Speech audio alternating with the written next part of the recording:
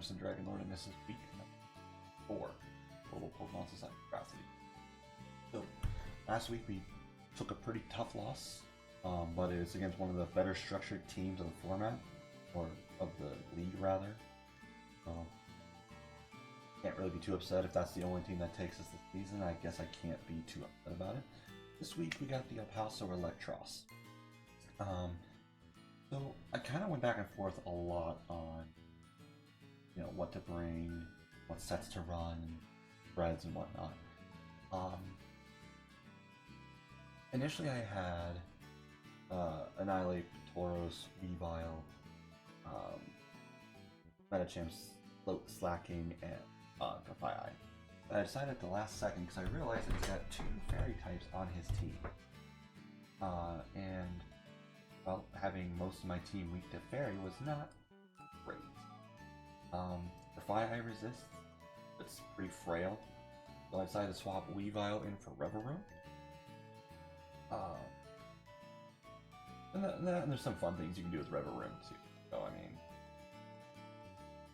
like for instance, if I feel like Mismagius might be a lead for him, then I can doodle Levitate onto the Reverum and the Grafai, so they're both completely immune to one of their weaknesses. Not that, I mean, the Dragonite might have Earthquake, Go-Go could potentially have Earthquake, but it's just things to consider for combinations down the road. But yeah, other than that, we are bringing 3 of our C tier this week, which I typically don't do. Typically, I'll bring like 1 C tier, maybe 2 tops. I think we're bringing 3. The third one obviously is just to cover my fairy weakness, since it's resisted, since it resists fairy by double, times 4 resistant. But the reason for the slacking is a couple things. One, Grafai gets dual, which will copy the abilities of the target on the opponent's side of the field for both it and the ally. So it has the ability to completely eliminate Truant, which is great because that's like the one thing holding slacking back. It's a god-awful ability. Like, it could have a useless ability, it would still be better than Truant, and it would actually be a threat. So being able to do that makes slacking a force to be reckoned with, as well as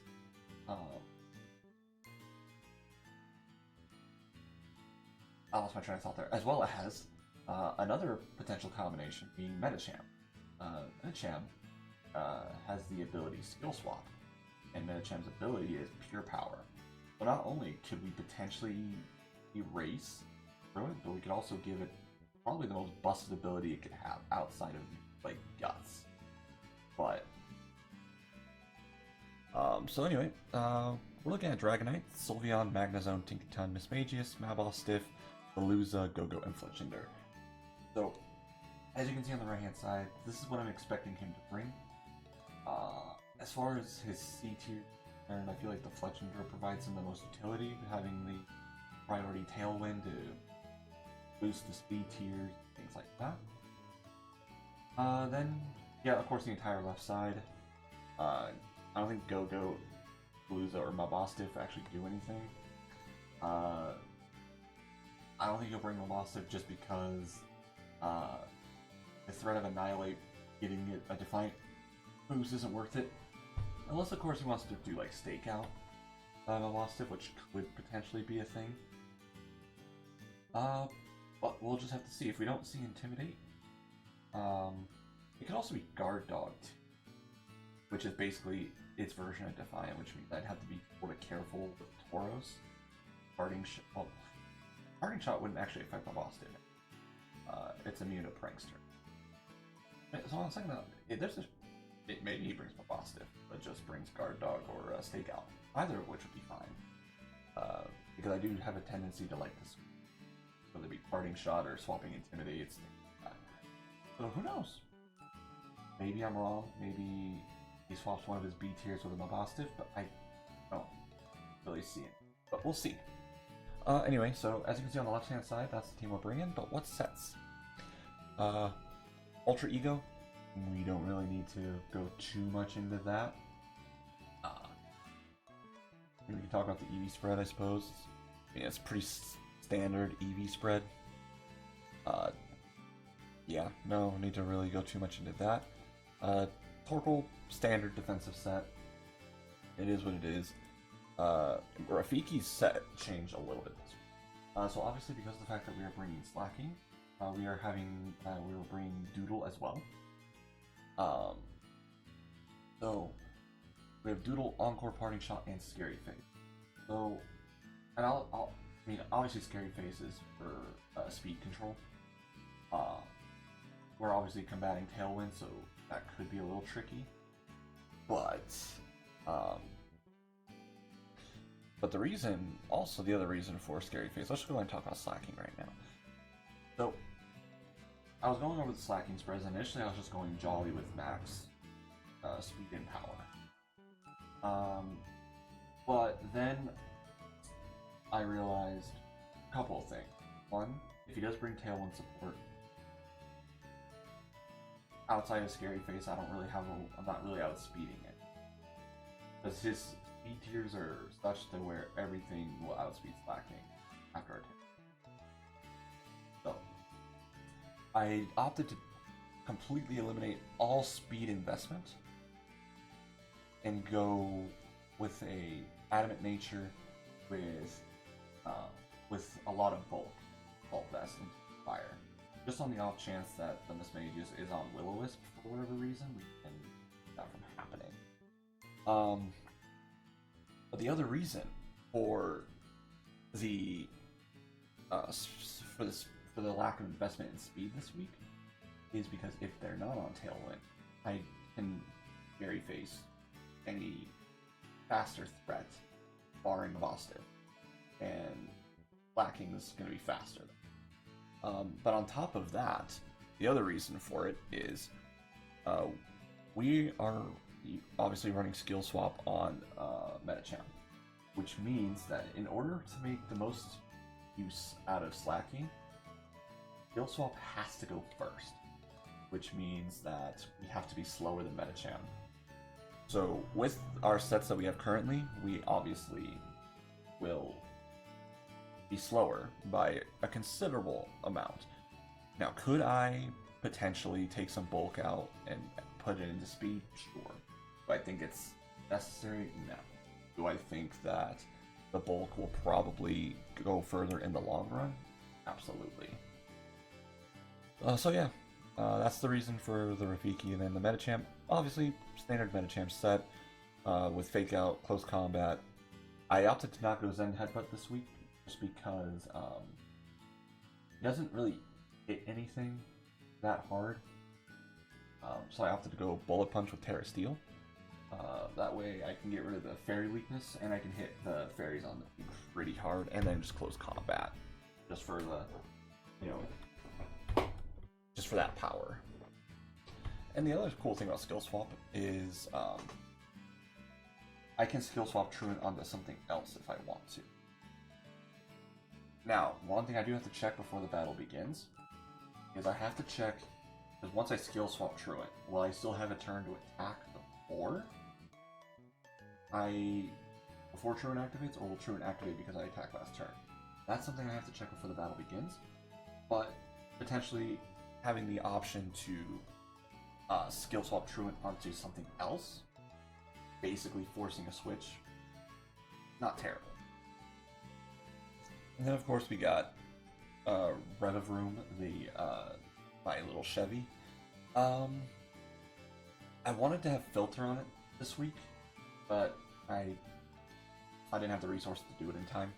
So we'll just go Overcoat, it's fine. We have we actually have Terra Water on it. I don't know why. Yeah, there we go. So I have Terra Water on it. Eventually I want to change that to Terra Flying or Terra Grass.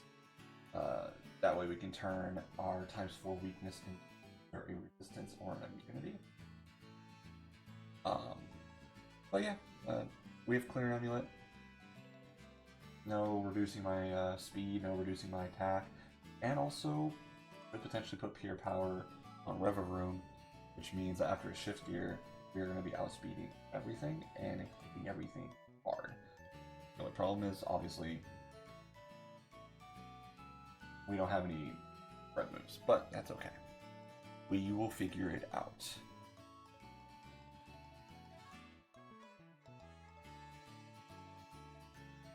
Oh. Yeah, anyway, that being said, I don't think there's really much more to cover. And I kind of went over the EV spread, but I didn't really go over the moveset. So we also have Assault Vest to be able to take special hits better, and we have a considerable amount of special bulk and physical bulk to complement its ridiculously high HP stat.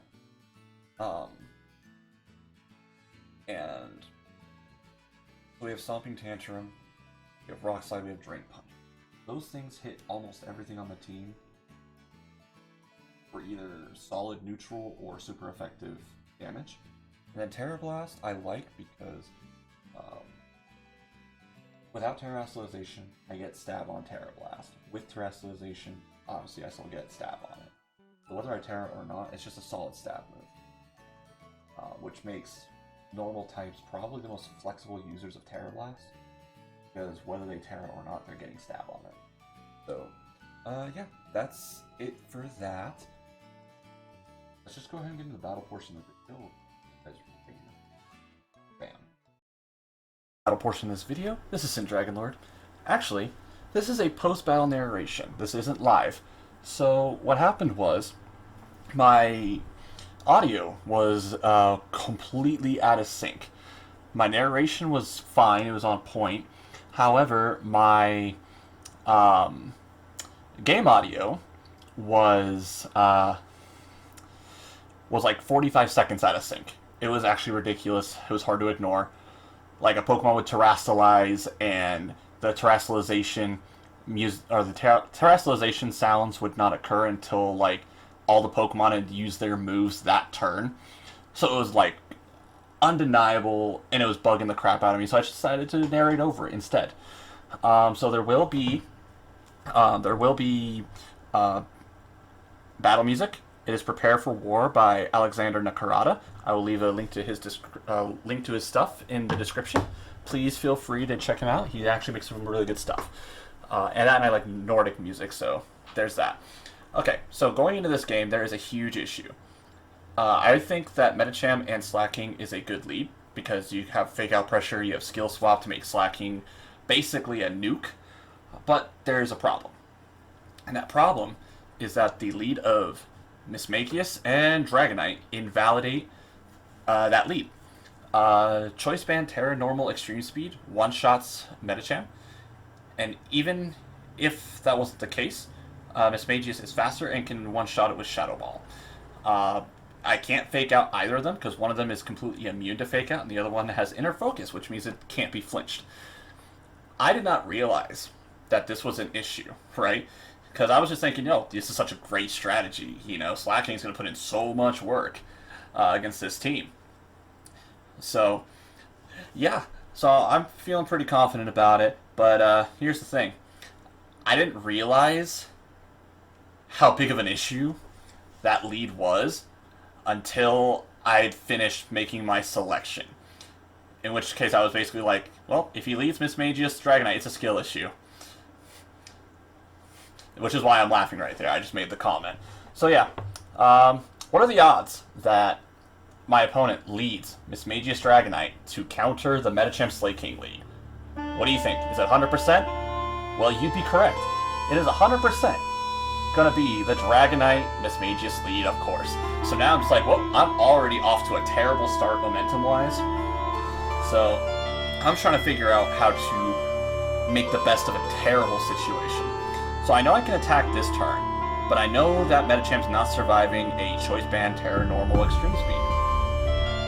And so I'm just trying to I'm thinking my plays through. If it's Inner Focus, that means it's not multi-scale, which means Rock Slide should do a considerable amount of damage to close, because even without pure power, slacking still hits like a truck. So I'm gonna go for the rock slide here. And then I'm gonna switch into Tauros. So I want to confirm if the Dragonite is inner focus or multi-scale. Basically, I kind of confirmed that there's a solid chance I'm losing this game, so I just wanted to gain as much knowledge as possible going into the next game. So, yeah, it has inner focus, so we know it's not multi-scale, which is a good thing to know. So here's the Terra. He's going to Terrasilize into a normal type to get some extra oomph behind his extreme speeds. Yeah, so basically, even with like my Tauros being max defense, max HP, I still get dealt just about half off that extreme speed. I don't know if that's a high roll or a low roll, but I know there's a shot that my Tauros is not going to survive another extreme speed. And we also find out here that the Mismagius is actually leftovers. And the Mismagius actually goes for the Nasty Claw here, which now I'm in an awful position, because now he's got a +2 Mismagius, his Dragonite's fitting to, cleave through my entire team, and I have really nothing to stop it. So, I'm kind of a little panicking. I'm not gonna lie, I was a little panicked, because I didn't really see an easy route to victory. I was already like so far behind in momentum that it was ridiculous. So what I try to do here is I try to swap the Tauros, who I'm anticipating is going to take the extreme speed, into Annihilate. Because the Annihilate will be immune. The only problem with that play is if the Mismagius goes for Shadow Ball into that slot, I'm going to lose probably one of the best Pokemon I have immediately right off the bat. And any chance I have at winning is gone. But it's a risky move, but when you're this far behind, you have to take chances, you have to take risks. The worst thing that can happen is you lose, which you were already pretty much going to. So yes, he does go for the extreme speed into the Annihilate, and he actually goes for Draining Kiss into the Slacking, which does absolutely nothing. We do have some special bulk and an Assault Vest, but because our HP stat is so massive, they actually get a considerable amount of HP back off that Draining Kiss regardless. But that's fine, because we know that a Rage Fist will still take out the Mismagius from that range. And we also know that Slacking can attack this turn. So we're going to try to Drain Punch the Dragonite. What needs to happen here is Rage Fist needs to take out the Mismagius, and Drain Punch needs to KO the Dragonite. If those two things happen, we still have a shot at winning this game. So I Terra Fire here, because I know he's not going to extreme speed into the Annihilate slot. So we are going to, he goes for the extreme speed into the Slacking slot. Slacking will take that pretty well. We also got some decent physical bulk as well. Shadow Ball takes us below half, but we go Retaliate with the Rage Fist, and we actually pick up the first knockout of the game. So that crit did not matter at all. So now we go for the Drain Punch. It needs to KO, but it doesn't. Okay, so now we're in a position where the Dragonite's extreme speed can touch the Annihilate now because it's no longer immune. We needed that Drain Punch to knock it out in order to have any sort of shot at victory, to regain our momentum. But that's not what happened, because now the Slacking is going to, well, it's going to slack off this turn. It's not going to attack, and we know that the extreme speed can take out the Annihilate. What I should have done, in hindsight, is I should have protected with the Annihilate, and either just let Slacking die or swap it, because I knew that the Annihilate was getting targeted down by that speed. But even if I did protect, that just means that he's going to E-speed on the second turn, and Slacking is not going to move faster than that. So basically my best option was just to kind of, well, that.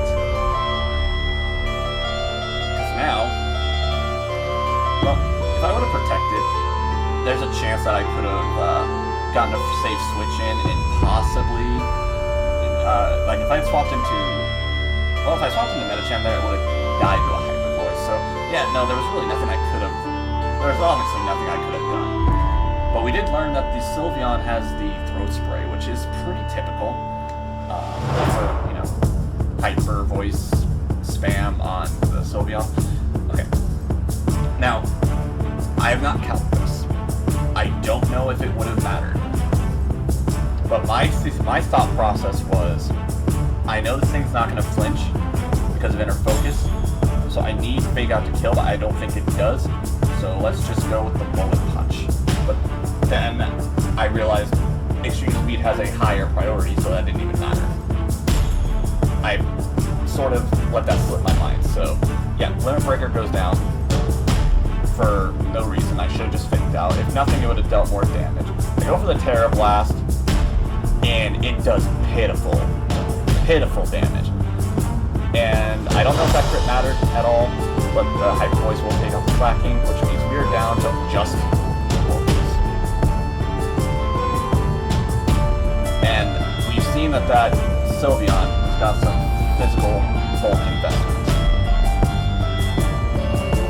And my only move that it doesn't resist is Raging Bull, which is not the strongest. So I'm just like, well, I'm gonna lose this, so I'm just gonna skip ahead here. So last turn, we're gonna Body Press the Dragonite. If we survive the EXP, we'll take it down. We'll at least improve our differential a little bit, should we actually pull this match off. So we go for the Raging Bolt, and it goes down. So Dragonite goes down, which is great, but it's a bit too late, obviously. Then the Hyper Voice will take us down. And that is game 1. So at this point, we've learned a hard lesson. And that hard lesson is Metacham and Psyking is not a good lead against this particular matchup.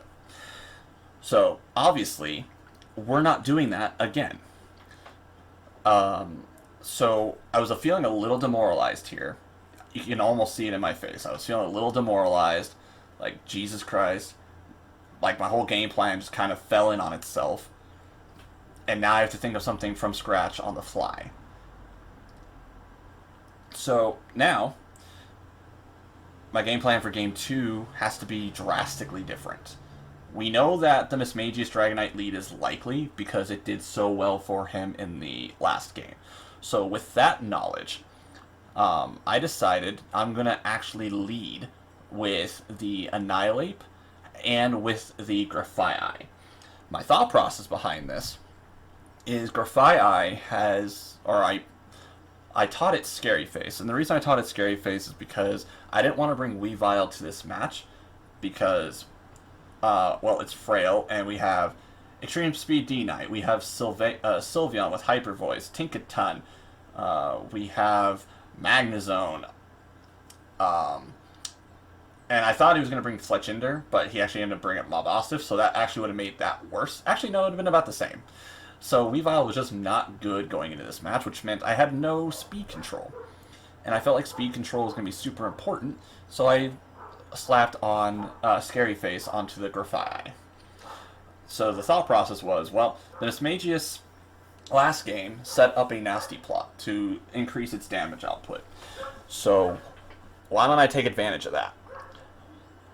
We'll take advantage of the fact that Mismagius is going to set up. We'll take advantage of the fact that the Dragonite is not going to be able to one-shot the Grafaiai with extreme speed because of the Focus Sash. And we'll Scary Face in the Mismagius slot, and we'll Rage Fist into the Mismagius slot with the Annihilate.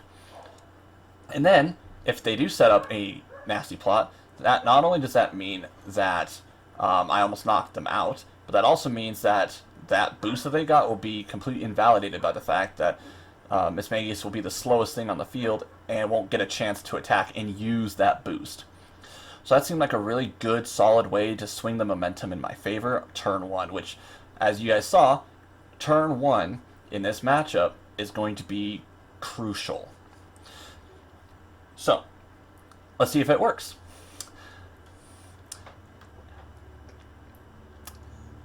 So like I said, we are leading with the Grafia and the Annihilate, and you guessed it, they lead with the Mismagius and the Dragonite. Perfect. Just what we wanted. Now, we do our game plan. I'm sort of contemplating doing a bulk up, which might have been beneficial because with a bulk up, at least I know I would have been able to one-shot the Mismagius while being able to tank any physical hits. So in hindsight, that was probably a better play. But I also didn't know that Rage Fist would not KO from full. Because if you guys remember, the Mismagius was chipped. So I figured a Rage Fist would do it fine, but it turns out this thing had physical defense investment. So, hindsight being 2020, I should have bulked up, but there was no way I could have known that Mismagius would just die to a Rage Fist. But anyway, so yeah, this Rage Fist is going to go through, and the Mismagius will survive in the red, which kind of caught me off guard. I did not think it would survive, but it's fine, because the Mismagius is going to set up that nasty plot like we thought, and Annihilate will outspeed it next turn, and there's no way it's surviving another one. And the Dragonite is kind of not doing as much as it was in the first game. So I decided to Rage Fist into the Mismagius slot, just to take it down. And then I was like, I want to really go for the differential, so I'm going to swap into my Chevy. That way, it can take an extreme speed from the Dragonite comfortably, since that's what it's decided to lock itself into. And that's a solid 3-hit KO. So we can survive another one for sure, barring any crits. So the Mismagius goes down, and that's one problem out of the way. Now I'm trying to position myself in such a way to where I don't have to tear the Annihilate, because if I don't have to tear the Annihilate, that means that I am immune to Dragonite's extreme speed, and there's no way for them to win, and I can just focus on the partners. But he brings in the Sylveon, and so my thought is, well, I'm gonna have to Terrafire, that way I can survive the Hyper Voice. So maybe I should double into the Dragonite, that way I don't have to worry about being susceptible to a Choice Band and extreme speed after I Terra, and then I can just worry about resisting Fairy type stabs instead of being super effective to it. So that's ultimately the play I decided to do. I decided to Terrasilize, knowing that he's not going to extreme speed into the Annihilate spot, because that would be like a super, like, bold prediction if he did. And then I just Iron Head into, or I Poison Jab into it, as well, hoping that, just in case, one attack doesn't KO it, the other one will. And then all we have to worry about is the Sylveon and whatever's in the back. And Sylveon in this particular situation is not gonna be super useful, just because I quad resist with Reverum, and I resist with Annihilate. So getting rid of the Dragonite is actually crucial, and even better since the Sylveon predicted us to attack into it. It goes for the Protect, so this is basically going to be a free turn for us. So we go for the Poison Jab. We are going to get the Poison here, but that doesn't really matter at all, because it's going to go down before the Poison even has a chance to even trigger, so irrelevant. So we take down the Dragonite, which is great. We took down the two arguably biggest threats on his team. And the last Pokemon in the back is going to be that Magnezone, which is great, because that Magnezone is also weak to Annihilate. So basically we're in a position where the two Pokemon he has left can't really hurt the Annihilate, and the Annihilate can hurt them in a big way. The only thing I was kind of, sort of, a little concerned about, because like I said, I was going for the differential, I was going for the points.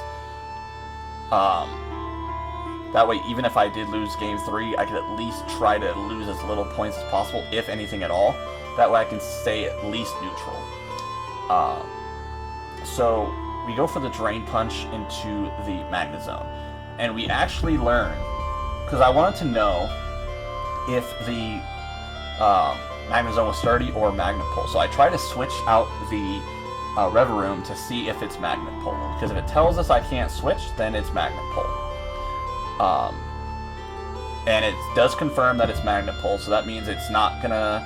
That means it's gonna take some pretty hefty damage from a Drain Punch. Now, granted, I don't have any boosts, so I don't know if it's a one-shot. Magna Zone is got some pretty decent physical bulk.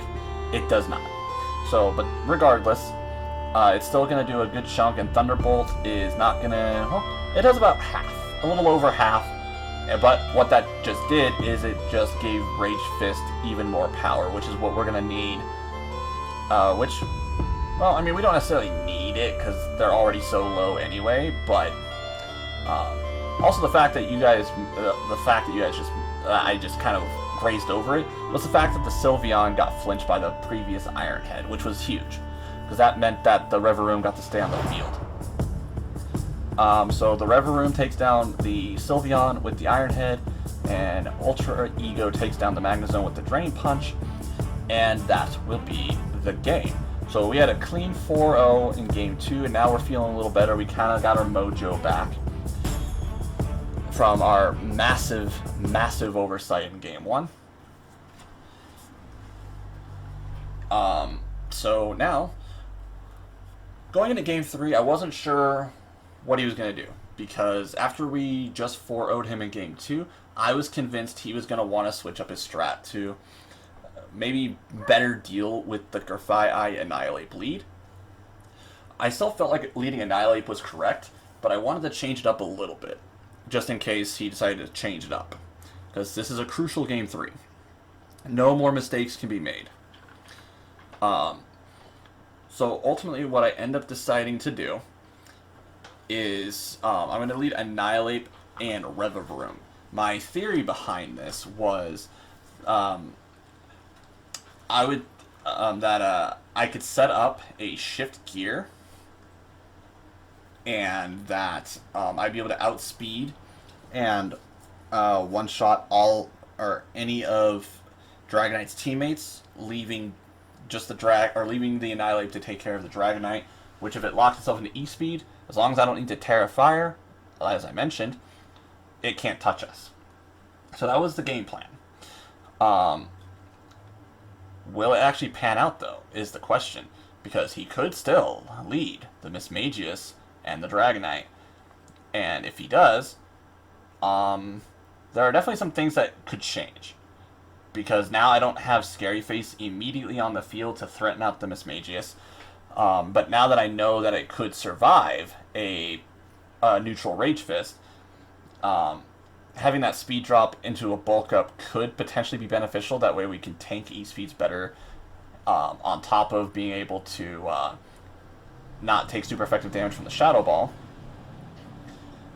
But I felt like he wasn't going to lead that, because he got decimated with that lead last game. I was 100%, well, like 95% sure that he would want to lead something else. So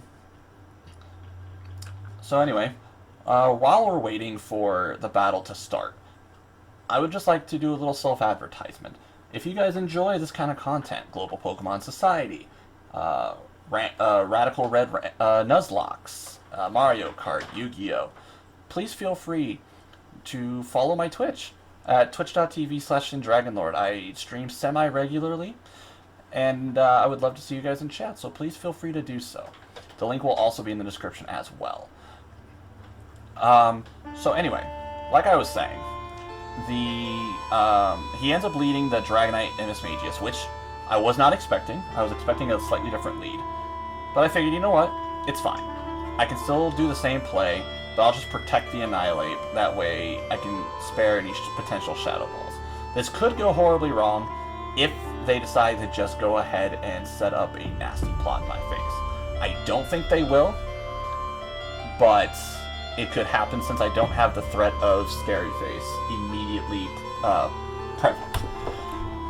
But so I just decided to go protect and shift gear.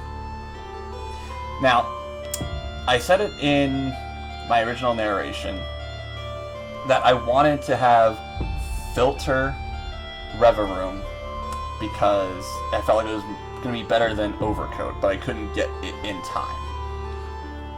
So the Shadow Ball goes into the Protect, and the Dragonite does not Terrasilize, which was like, alright, that means he's not going for Extreme Speed, which meant I thought he would maybe going for Earthquake, but he ends up going for Fire Punch, which is still enough to knock me out. So Chevy goes down, so now I don't have a resistance to the fairies and extreme speed, which is slightly a problem, but now I just go into the Grafai here to basically do what we did last game, you know, set up the Scary Face and Rage Fist combination. Again, probably in hindsight, probably should have went for Bulk Up, but I just wanted damage. But I fully understand that the Bulk Up was probably the better play going into the Scary Face combination. So we can actually know that next time if we're in this position. Sometimes, especially if the Bulk Up's going to guarantee the KO, let's just get the Bulk Up. It's free. So he switches out the Dragonite, that way he can change up his moves, because he's obviously Choice Band locked into Fire Punch. He brings out the Mabostiff, which clearly is not Intimidate, so that means it's either Stakeout or Guard Dog. I want to know which one it is. So, my whole thought process was, if it's immune, due to it being Dark type, it's immune to Grafai and all of its support moves, whether that be Parting Shot, Scary Face, Encore. So, obviously I can't Parting Shot, but even if I could Parting Shot, I probably wouldn't want to, because if I was to Parting Shot, oh, and we got the Special Defense drop, and we get the Defiant boost, which is fantastic, because now we're at basically double our damage output. So anyway, as I was saying, if I was able to Parting Shot into the Mabostiff, if it was Guard Dog, I'm pretty sure that would give it multiple attack boosts, which last thing I need is a Mabostiff that's potentially even stronger than Annihilate and could potentially knock it out. So rather than, you know, doing all that, I decided to switch into Tauros, because if it is Guard Dog, at least it only gets it's only going to be at +1. And I could potentially Will-O-Wisp it and neutralize it in that sense, because I'm thinking I'll outspeed. I'm not anticipating the Mabostiff to outspeed Tauros. I am hovering over Parting Shot right now, but I realize that, one, that's a terrible idea in general, and two, it's immune to Parting Shot, so not really a good situation to begin with. So we just swap into the Tauros. And we hope that it's not Guard Dog. So we swap in the Tauros, we get an Intimidate off, and the anticipation is killing me. Not Guard Dog. So that means it's Stakeout, which means that it will do double damage on switch in, which is why it does so much here despite the Intimidate, but every subsequent attack after that will not do as much damage. And the Mismagius goes down. So now we're at +2. This the Annihilate is twice as strong as it was a couple turns ago. We have a Tauros that's relatively healthy. We have a Dragonite that can't do much to either of them. Well, it potentially could. So what I'm trying to figure out here is if he does decide to Terrasilize into a normal type and go for extreme speed, with no defense boost, can Annihilate knock it out? If it drops to an extreme speed, there's a solid chance I will lose this game. Still. So with that being said, I decide, well, if Drain Punch does not, if I do manage to survive and hit it with a Drain Punch, that will knock it out. But if I don't, I want some sort of damage on the Dragonite, which is why I decided to go for Body Press and double up into it. It does go for the Terra Normal as predicted. And now I'm just sitting here praying that Annihilate can survive one extreme speed. Can we survive? Yes, on 22 HP we survive. And the Psychic Fangs will deal about half of our current HP, which will trigger our Citrus Berry, putting us roughly about where we were at the start of that turn. So basically invalidating that Psychic Fang. Drain Punch goes out, boom, knocks it out in one shot because of Defiant Boost, and we get back up to 121. So not quite as high as we were at the start of the turn, but healthy enough. And the Dragonite goes down. And also, keep in mind that the Mismagius is already down. I, for some reason, forgot to click the button. I will figure that out in a couple of minutes. But yeah, the Mismagius is out. So, but because of the fact that Dragonite went down, the Body Press went into the Mabostiff, which takes it down to a Smidgen. This match has been Smidgens galore between the Sylveon surviving the, what was it? It survived on a Smidgen from the Iron Head, but got the flinch, so it didn't matter, but it still survived on a Smidgen, and then the Mabostiff survived a Body Press from a Tauros with max defense by a Smidgen. So Smidgens galore. So now I'm going to protect the Tauros because I want to preserve as high of a differential as I possibly can. I know that the Tauros is going to be targeted down. By at least one, maybe both. So I go for the Drain Punch on the Magnezone, which is going to knock it out because I do have that Defiant Boost, and we're going to get damn near close to full health. Now,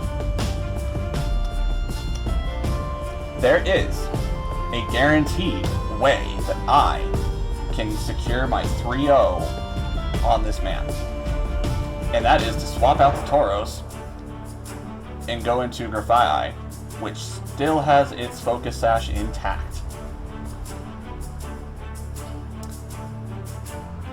And just Drain Punch into the dog. Because this is why. It crits me on the Psychic Fangs, takes me out, preventing my secured 3-0 as an extra middle finger on the fuck you sandwich. But it's okay because we get the Drain Punch, we knock out the Mabostiff, and we secure a 2-0 victory and the entire match. Thank you guys so much for watching. Check me out on Twitch and YouTube, and check out the music, the guy behind the music, and we'll catch you guys in the next one. Peace out.